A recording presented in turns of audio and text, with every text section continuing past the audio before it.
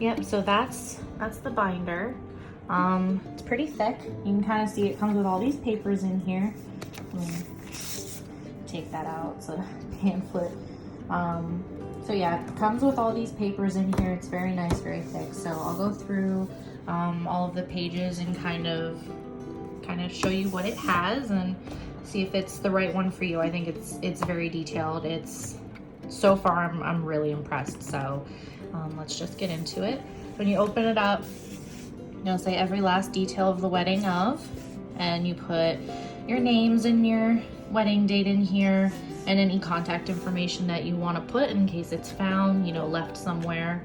I plan on maybe leaving mine in my car, bringing it in and out of the house so that I have it with me no matter where I go. It's the Knot Ultimate Wedding Planner and Organizer. So that's the first page. And it just says, congrats, you're engaged, with a little something there about being engaged. This is it as a whole. It's not just cheap paper, it is a thicker, nicer paper, so that's good. You don't really have to worry too much about these ripping here, because that's always a bummer when that happens. I got cat hair. All right, so here basically just goes in and gives you kind of a rundown of the different ways that you could use this binder. And then it's very motivational too. I see that throughout the binder, you'll kind of have little motivational tips and tricks about how not to let your family be too overbearing or friends be too overbearing, and just stick to what is true to you and your fiance. So that's good. Here you got like your contacts, your officiant, your ceremony venue, caterer, all that, and there's a few pages. So you've got down here, we've got photographer up top, videographer, the reception, all the way down, anyone you could possibly need to have their contact information for your wedding listed here, which is really good. It can all be in the same space.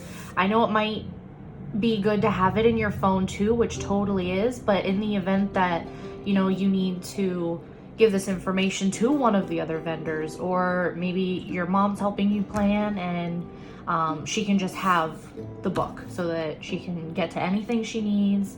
Whoever might be helping you, maid of honor, fiance even, it's all right here in case anyone needs it.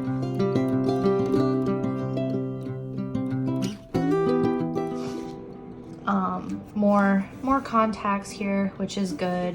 Now this page I really love, and I actually already took a bunch of them out, but this is a color chart.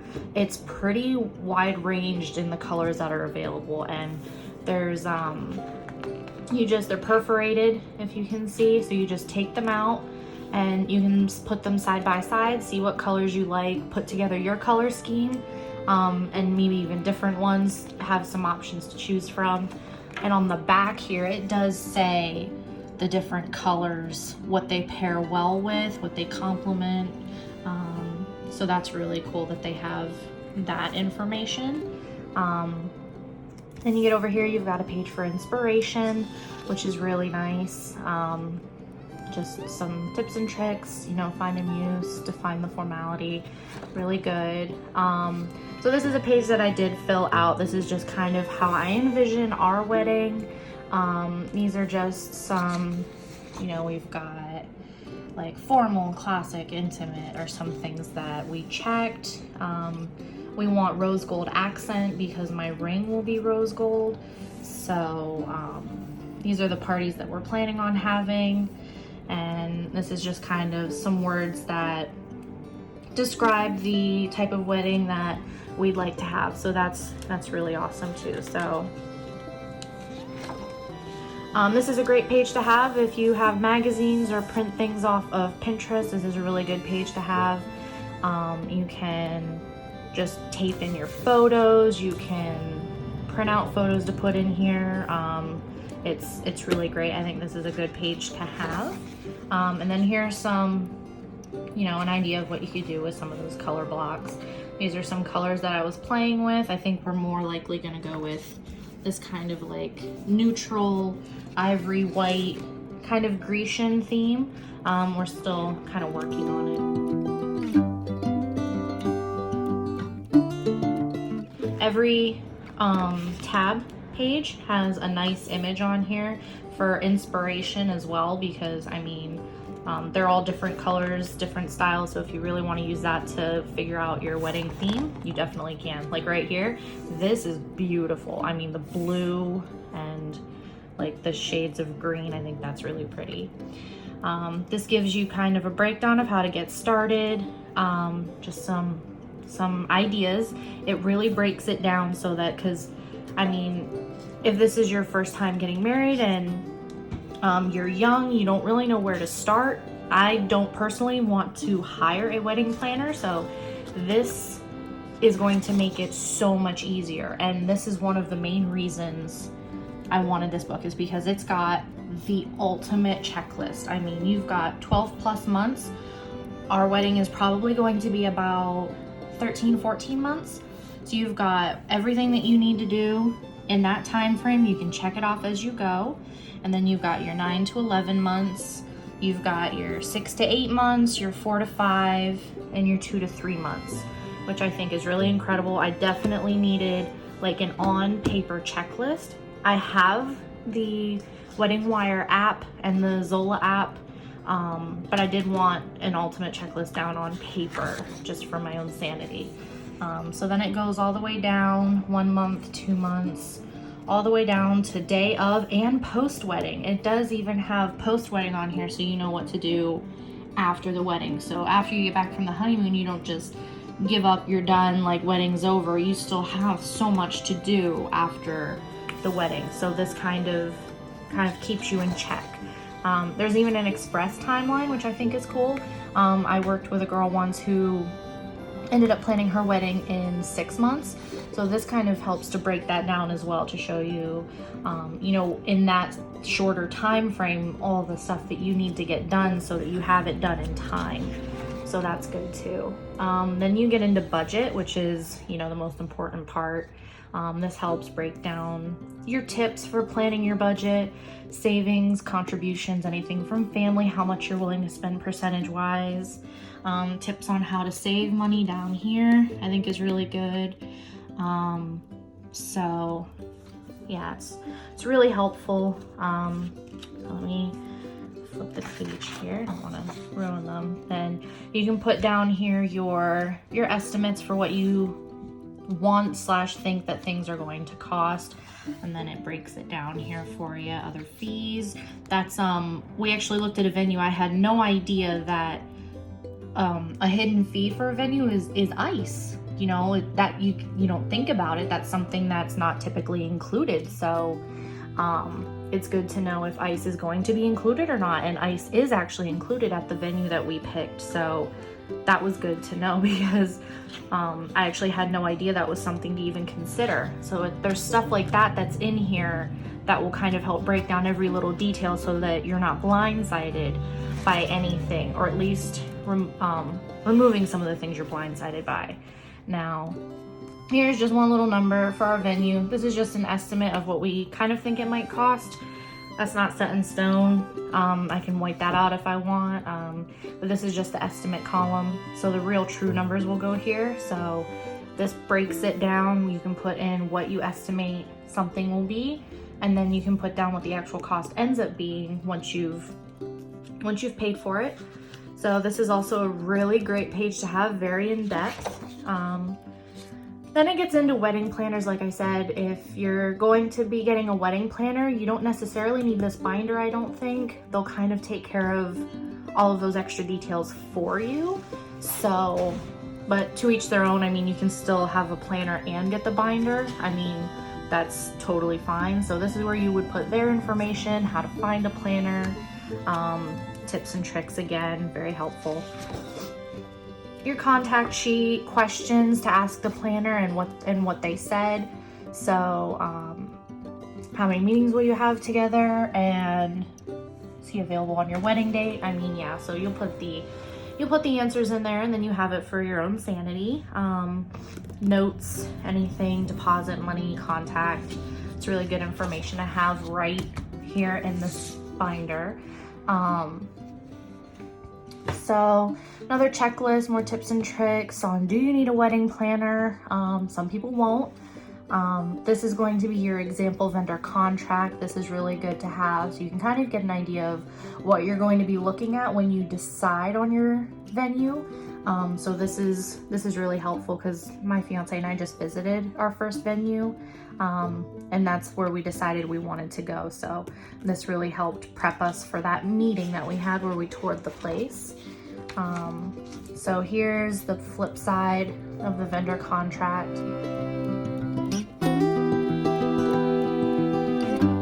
Here's another tab with a really gorgeous image, table cards, very beautiful. And this is for guest list and invitations. So let's see. So this kind of breaks down your guest list and invitations essentially. So you've got your tips and tricks, you've got the you've got some information here like your guest list count. You can put down however many people you're gonna have. And here you have a sample. You have your list. It goes up to 150 on the flip side. So that's really good because, I mean, we're not going to get anywhere near that. Ours is probably going to fall under 100, but most weddings, I imagine, won't be more than 150. So typically, I think anything more than 150, most people would actually hire a planner for those real big weddings. But it does have a breakdown chart here, which I think is cool, about people who should and shouldn't make the cut depending on, you know, are they an acquaintance or a good friend? Do you still talk? Are they an online friend that you never met? I mean, it kind of helps to make that decision a little bit easier, kind of ease some of the guilt you might have if you don't invite somebody, but maybe you don't really know them as well as you'd plan to or whatever. So you can kind of, you know, go off of that. If it's someone you went to kindergarten with and were best friends, you shared your crayons, but you know, you haven't talked to them since, then, you know, maybe don't send them an invite because you do pay per head, and it can get expensive. So that's one thing I'm really learning is it adds up really fast. So here's your invitation tips and tricks. So, you know, we're working on making our wedding website. So you want, you know, all your tips, look around, know how to save, keep it simple, you know, all the different information that's really going to help you make it affordable, but really true to you and your fiance, which is really good. There's different styles of invitations you can do. Luckily, my fiance's brother is an amazing artist. I mean, he's incredible. So he's actually designing our invitations for us. He is full reign. He's going to design them as soon as he's got some sketches. We're going to look at them, and then what'll happen is my mom will then print them on her Cricut. So our invitations are going to be custom and homemade. But in the event that you order yours online, like a lot of people do, they have different, you know, types. Like, do you want classic? Do you want floral? Do you want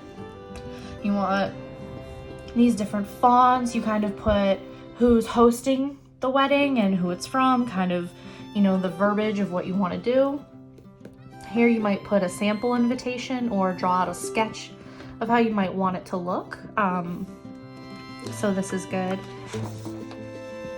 Here's examples of what they would look like, kind of what you would want them to say, depending on who's hosting the wedding. So like this is from the bride's parents or the couple. So me and my fiance will use this one because we're paying for our wedding. So this is kind of what we'll use.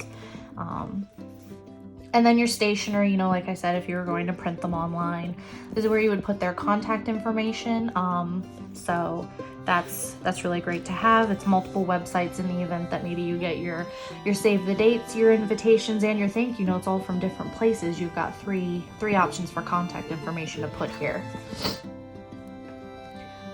This is kind of what you would want to ask your stationer. Just things that you would want to ask them if you're going to go to maybe even a calligrapher to do your invitations. That's something that you would want to take this list with you and take notes and ask questions, and then you can put their contact information right here and take any notes on things that they might have said, any additional questions that you had that weren't listed over here. So again, really, really detailed, lots of information. It kind of keeps everything organized for you so that it goes really smoothly. This is a checklist of kind of the things that you want to go down through. So we've got, outer envelope, save the date cards, morning after brunch, all types of things that you might need a stationer for, all the types of basically stationery that you might need for the events. And then here's all the different events. I didn't even know about a welcome party. I've never heard of that for a wedding. And frankly, me and my fiance are not sure if we're gonna do an engagement party. We're really just thinking of doing these two, but this kind of breaks it down, tells you who hosts, what it's gonna be about, when it's going to be, the guest list for it, who to invite for it. So that's another really good page to have. Like I said, a lot of this stuff are things that I never thought of or knew really existed in the realm of planning a wedding, but it's really great to have. So this is your party style and kind of what you might be looking for. Ooh, look, that rainbow. So you got like your brunch style, your dinner, formal, night on the town, bachelor, bachelorette. Not sure if I'll have a bachelorette, but I know that my fiance is more than likely gonna have a bachelor party, and that's totally fine. I hope he has a good time. I'm probably gonna get a call in the middle of the night to be the designated driver, but that's totally fine. Then you put, the date, the number of guests, and, where it's going to be for all the different parties here, depending on which parties you have. So that's good. And then, of course, your checklist, again, for the parties, how to go about scheduling and planning them. It's really good to have. And then you get into your gift registry. This really breaks it down and gives you some tips. Obviously say thank you. You think gift cards, merge lists, register for a range of gifts. That's good. So that's really helpful, because I know we started working on our registry already, and it was a whole other beast. So, and you've got your contact sheet. This is, the website, the store, wherever you're registering, you put that information here so that you kind of have it in one place. Bridal shower gift log, you keep track of all the gifts that you got at your bridal shower, write down what the gift was, who it's from, and then check it off after you've sent the thank you note so that you can keep everything in check and not miss anything. So it really keeps you organized so you don't accidentally leave anyone out if you can help it. Let's see, and then your wedding gift log. So this is where you would go again to kind of keep track of gifts that you got and where they were from, and if you sent the thank you note. So that's really good. This is the ultimate checklist for your registry. It's got everything on here and then some. And then of course, you don't have to register for everything on this list. Let me be clear. Like if you have some of these things, like for example, my fiance and I have been living together for 4 years and dating for 8. So a lot of these things we have that we've collected, but if you want something new, if you need to upgrade, or if there's something you just don't have that you've always wanted, this is the time to put it on your registry, so you can build that foundation for your new home, your new life together. Maybe you've been rocking the single serve Keurig for a few years, but you want that cappuccino maker. This is the time to put that on your list. So this is definitely very detailed and very good to have. So definitely take advantage of this page for sure. It does go onto the back as well.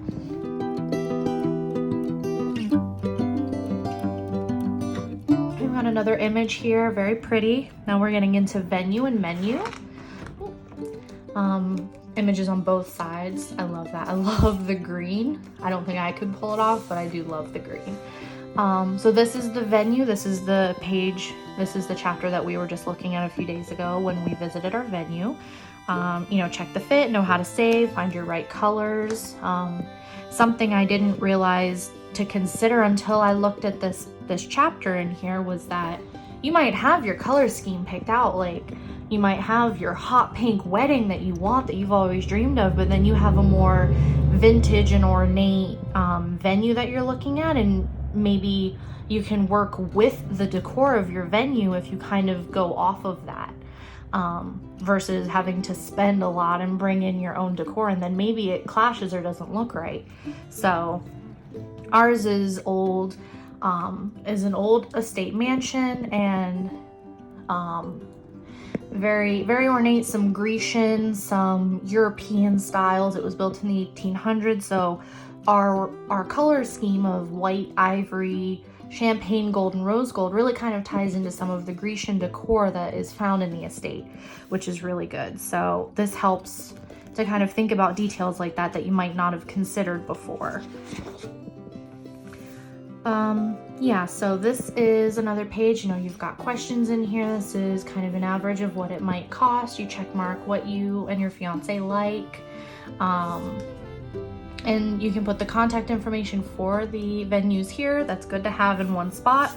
Now, make sure before you write in it, if you're viewing multiple estates or multiple venues or anything like that, that you do take this page out and copy it if you're able to. That way that you have a few copies, 3-hole punch it, and then you can put like 10 copies in here depending on how many venues you're looking at.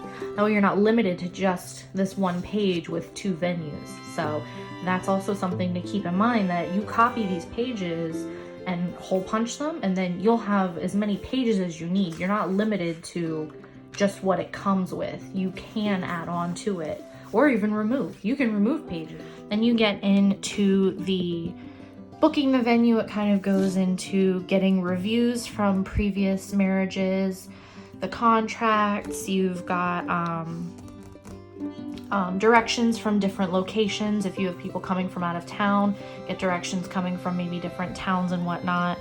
So this is a really great page too to look at. I love this page. It has a sample seating chart. This kind of helps break it down. And then on the flip side of this, it has additional seating charts, different ways that you could set up a venue depending on how you kind of want it spread out, depending on if you're having long rectangular tables or if you want your round tables set up in a different way. So my fiance and I are kind of thinking we want to do this because we don't want the band right in our ear, which is what would happen over here or over here. So that's completely your preference. Then you get into rentals and lighting, kind of breaks down things you might need to consider if the venue doesn't have them available, and tips and tricks on that. So that's really good to have. And if your venue doesn't have any of these items available, then you would have to obviously rent them. And then this is where you would kind of keep a checklist of renting your tables and chairs and linens and anything like that that you might need. And then of course the menu, we get into more tips and tricks, just like the other chapters. That's the first section, is tips and tricks. What you kind of are looking for, you can check mark, you know, do you want seafood? Do you want chicken? If you know that people in your wedding are going to have specific diets, you can keep track of how many here and kind of use that to work with your caterer to determine what the menu is going to be. So that's really good to have too, is maybe fill that out. Take a survey of who you plan on inviting maybe, or if you just know, then that's good to have for the caterer. And you've got 3 options here. Like I said, if you're going to be looking at multiple caterers, copy this page. 3 is, I think 3 is quite a few, but like I said, if you're going to be looking at 5 or 6, then definitely copy this and put the other page in. Then again, there's going to be your list of questions to ask the caterer, and then like when you're done taking notes, you just write the answers in here, and then you have that so that you know for future reference. And then of course the contact sheet with the notes information, so you can put the notes here and then copy them over here, you know, vice versa. Let's see, a checklist on hiring your caterer, all the information you're gonna need, sales tax, rentals, gratuities, the entrees, what they're going to be having. You can kind of list out what your menu is going to be. That way you have it for future reference.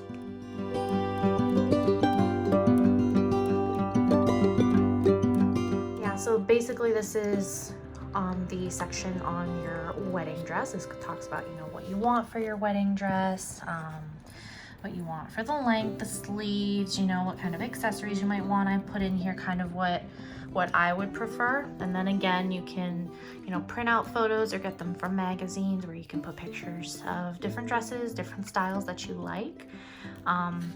Again, very helpful. More questions to ask like your bridal salon, you know, basically everything you need to know. And then the contact sheet for wherever you go. Let's see, and then your checklist, everything you need, you know, the balance and the due date, the size, the style, the color, purse, gloves, jewelry, everything like that. And then, oh, sorry about my shadow. And then hair and makeup. Now I think I'm gonna get my hair professionally done, but I'm probably gonna do my makeup myself. I'm pretty decent at makeup, so I might do that. I suck at hair though. So this is where you'll put your hair and makeup, notes, what you're looking for, who's getting theirs done, if you're gonna do hairpins, tiara, veil, stuff like that, and then notes at the bottom. Then over here, these are the questions you want to ask whoever you have do your hair and makeup. So we've got, does she have a portfolio, have a list of references, if you have a local salon do it, you know, maybe you don't need to fill all of these out, ask for references.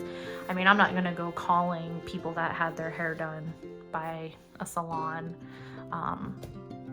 I mean, I'll just look at the photos of some things that they have in their portfolio, and if it's kind of what I'm looking for, then yeah. So if not, I will do my own hair. I can do my own hair, I'm just not as good at it. It takes me a little longer because it's not something I'm well practiced in. So then of course your contact sheet, hairstylist, makeup artist, total cost plus whatever tip, and notes for anything you might need to write down here. And then you get into your countdown. This is really helpful. So this is a beauty countdown 6 months before the wedding. So it gets into want to grow your hair out, try a new color, do you want to cut it, get serious with your skincare, you know, start exercising, meet with a makeup artist for a trial run, home masks and salon facials, eat right, lots of water, you know. This is all the stuff that you want to do in the 6 months leading up to your wedding so that you're at your healthiest. You know, this is also something to just consider for daily life.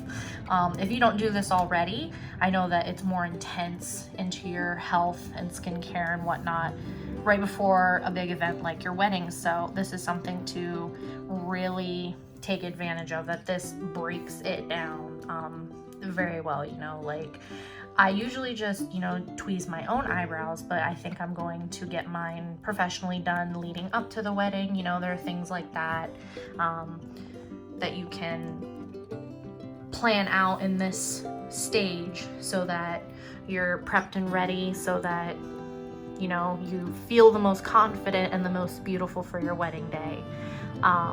And then, you know, so down here we get bridesmaids dresses is when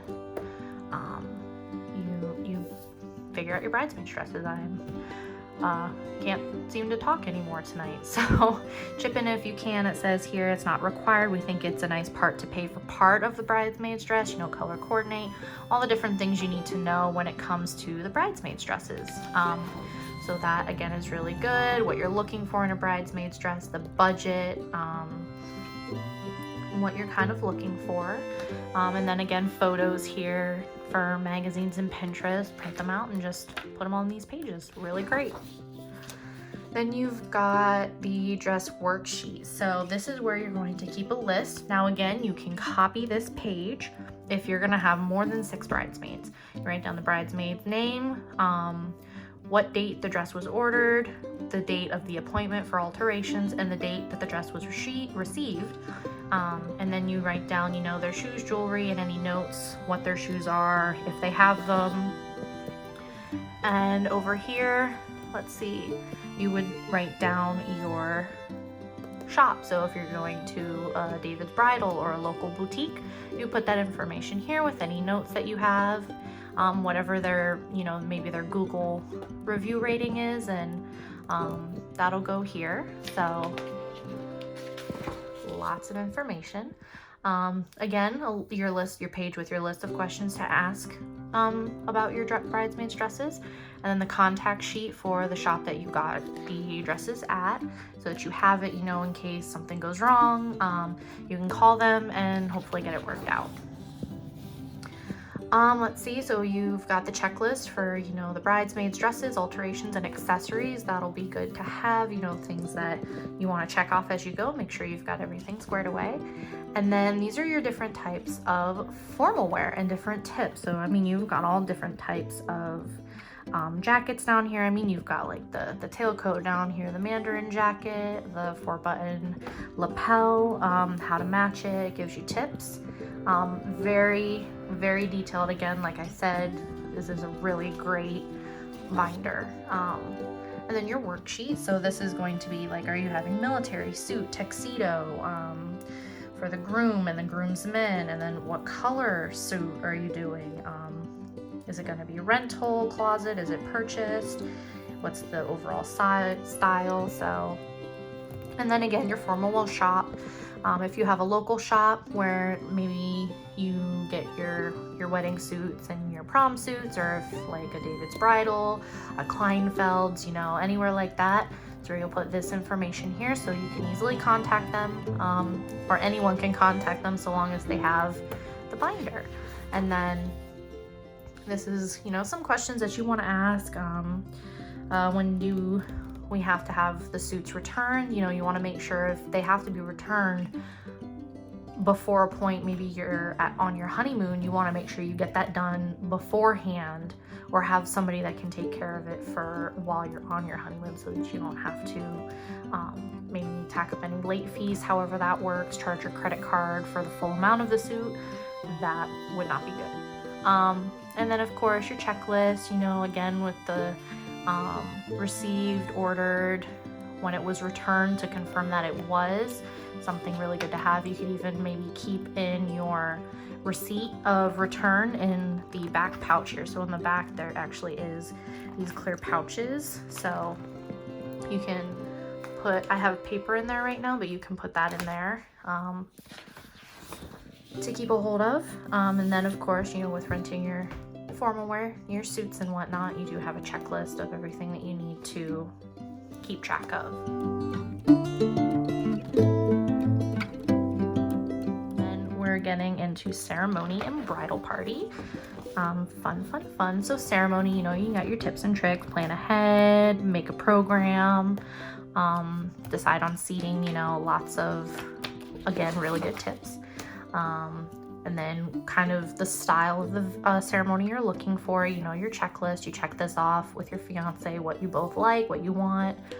Over here, it says her vows. So this is where you're going to take notes of your vows. These are ideas down here, tips for writing your vows. On the flip side, it has his vows. And then, you know, down here it's got preview wedding readings, you know, tidbits down here.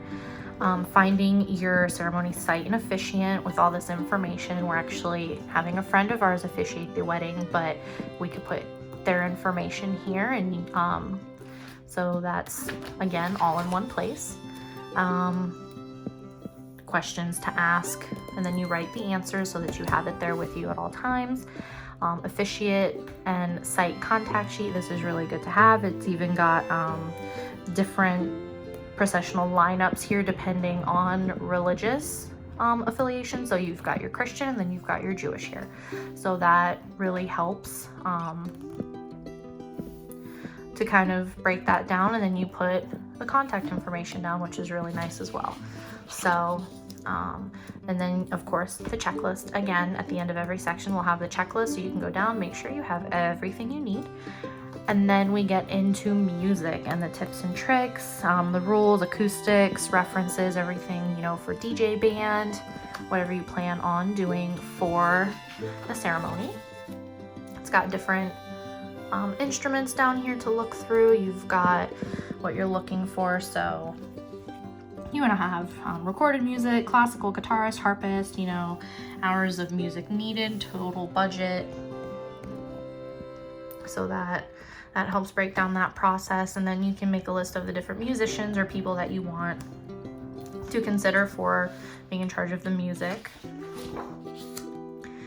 Again, your page with your questions where you put your answers so that you have track of them, and then the contact information at the end of each section, which is really great. Let's see, and then hiring your ceremony managers, another to-do list, checklist that you can mark this off. It's really great. So we've got book your musicians, finalize decisions, you know, name contact information for your vendor. And then you've got bridal parties, so now you're getting into your bridesmaids and your groomsmen. So here's your initial tips. You know, it says here, ask their opinion, give them something to do, let them plan their own parties, money matters, and be sure to thank them. And of course, underneath it just goes into detail about those header points. So we go over here and, you know, choosing your bridal worksheet. So you're going to put in whoever your maid or matron of honor is, your best man, ushers, flower girl, ring bearer, readers, and performers. So you'll list all that information here and any notes that you need to put with that. And then over here, you're going to have your honor attendant cheat sheet. So you're going to have every person in the bridal party is going to have their specific job. This is where you're going to mark down what their job is depending on who they are. So what you want the best man's jobs to be and what you want the maid of honor's jobs to be. You check yes and no. Really, really great and detailed. Help to keep your head a little, you know, less crazy on the day of, because everything will be assigned accordingly. Then you have bridesmaids, groomsmen, flower girl, and ring bearer. You know, what they're going to be doing. And then parents. So you'll have mother of the bride, father of the bride, and then on the back here, you'll have mother of the groom, father of the groom, and what their jobs are going to be for that day, if any. And then, of course, the contact sheet for all of your bridesmaids. And then all of your groomsmen, and then contact sheet for family of the bride, so that'll go here. Contact sheet for family of the groom, and then any guest accommodations, hotels, contact information. This is where you're going to want to put all of that information. And then, of course, your bridal party checklist. That's where you're going to want to really check off everything, make sure everything's in order, make sure you're super organized. And then we get into transportation. That's a fun part. So they have different ideas for transportation here and tips on scheduling that. Let's see, these are questions you'll want to ask your limo car companies, contact cheat sheet, passengers, you know, drop off location, a lot of good information to have. Then we have, of course, the checklist at the end of every section. Another beautiful photo, and we're into photos, videos, and entertainment. Gonna be one of my favorite parts. So it gives you tips on photography, your album options, your engagement photos to be taken. It's all of your tips. The photos worksheet, this will go into kind of what kind of photos you want. Do you want black and white? Do you want color? Do you want both? Do you want formal, candid, glam, edgy, quirky? It goes into all of that, you know, the different types of photos that you want to take. I originally thought that you hire a photographer, they take care of that because they're the photographer, they're going to take whatever photos they see fit, but you do have to tell them what kind of photos you're looking for. They don't just show up and start snapping photos. You have to tell them what you're looking for. So that helps with that step. And then, of course, you've got down here, like, do you want pre-wedding preparations, getting ready photos, you know, in the bridal suite, putting your hair and makeup on, you know, reception, ceremony, all different scenarios in which you might want those photos to be taken that you wouldn't have originally thought of. Like, do you want the photo where your father sees you for the first time? Or, you know, you really want that close-up shot of your mother getting ready, you know, things like that. And then, you know, ideas for the photos you want and information for finding your photographer and the different ones you might be interviewing. And we have questions to ask them and the contact sheet for the one that you choose. And then, you know, the checklist for what to kind of look through when hiring your photographer. And then you get into the videographer, you know, tips and tricks for how to select your videographer. You know, check off what you're looking for, what you want, different ones that you might be interviewing. That'll go on this page. And then on this page, you have your checklist, and then you get into your reception music. You know, if you're gonna do DJ or band, you're gonna have all your tips and tricks on this page. And then over here, you have what you're looking for. Check off, you and your fiance, kind of what you want, and the different options of who you might be interviewing for your music. And then, you know, your questions that you ask them and whatever answers they give you, and then the contact sheet for whoever you end up going with. And then this is the checklist, of course, after the fact, to make sure you got all your ducks in a row. You check this off as you go and take any notes you might need.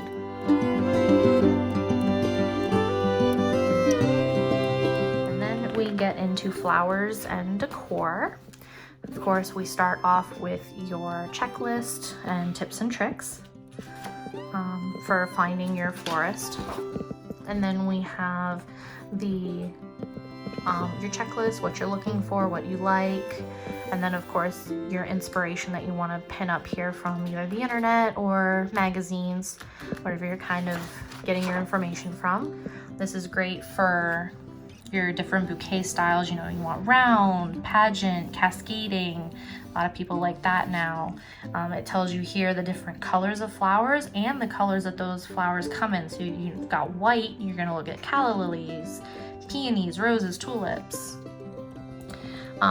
So that is a really helpful page to have. And then of course, for whatever florist that you're looking at, you're like, oh, hi Diamond.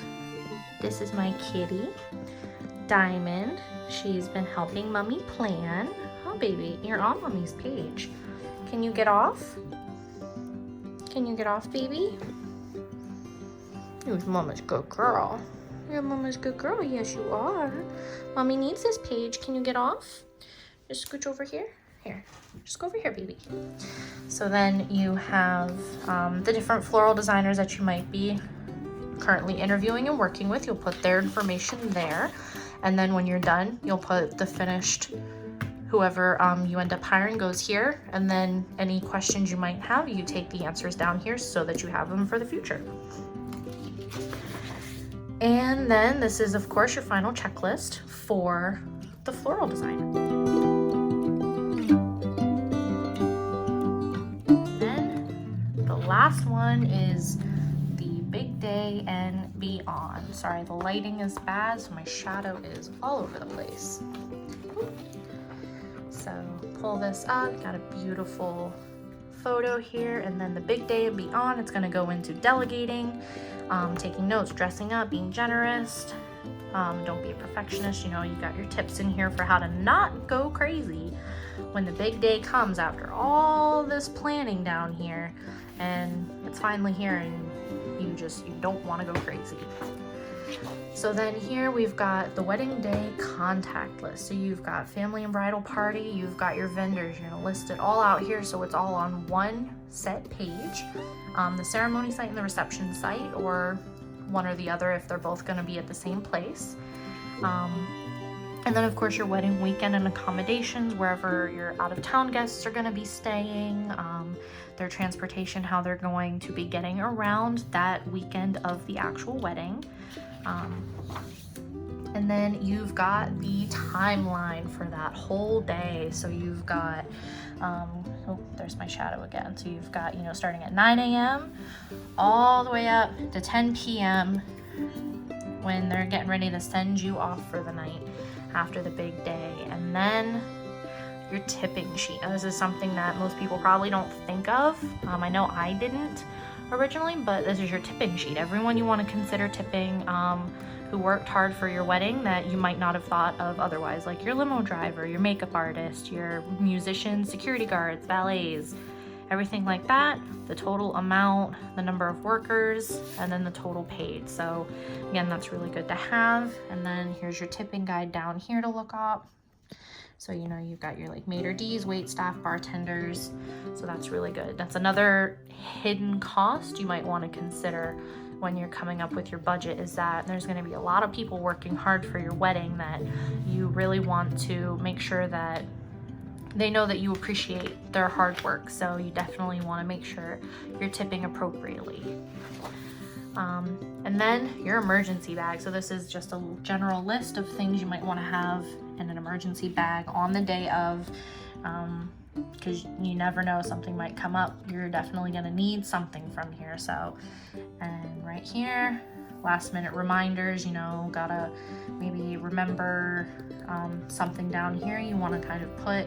Don't forget that, and then you won't. You'll see it here and you'll be good. Honeymoon contact sheet. So this is going to be a good sheet. What you can do is fill this out. I recommend copying it after you filled it out and give it to maybe your parents, your roommate, I mean whoever you want to make sure that they know where you are at all times, because I mean we've got embassies and consulate numbers on here wherever resort you're going to go to. So in case there's any kind of emergency, you never know, it's better to be safe than sorry. You put that information here and give it to maybe both of your parents, groom and bride's parents. That way they have it in case, you know, just in case anything goes wrong. You never know. So that's good. I would definitely copy it for sure. And then over here, you've got your honeymoon itinerary, which is really cool. Typically 2 weeks, you know, if it's only one, just use this column and you put down your itinerary of what you're going to be doing and where you're going to be, and kind of get your schedule in line so that the two of you know what's going to be going on. And this is a breakdown of honeymoons by season, what you might be looking for. If you're looking for USA and Canada, it tells you good months for that and the months to possibly avoid, depending on where you want to go. And it breaks it down from Caribbean, Hawaii, Europe, Mexico, to the beginning. Don't want to pull it apart, so you go back to the beginning, and that is the binder. I think it's really great. It's really thick, has a lot of information that you might not have considered otherwise. It's pretty sturdy. I considered getting a different binder because somehow mine is bent at the corners. I bought it on Amazon, but it is, there's my cat. It's really great. It says our wedding on the side. You can put it on your bookshelf and use it for memories. Look through it, remember the chaos and the fun that it was to plan the wedding. So I definitely recommend it. I'm going to be getting a few other planners as well, just to kind of compare and see which one maybe I like better. So far I do really like this one though. So that's all I have. I know it's going to be a long video. I'm going to try and edit it down as much as I can.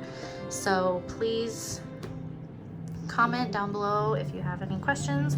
Do like the video and subscribe, and I'm going to be coming out with more kind of wedding planning content for maybe the smaller wedding, the more budget-friendly wedding over the next few months. Hopefully we're going to have a 12-month engagement versus a 24-month engagement, so that'll be really nice sooner rather than later. And yeah, so this is Diamond and this is Belle. They both say hello. Please like and subscribe, and we'll see you in the next one.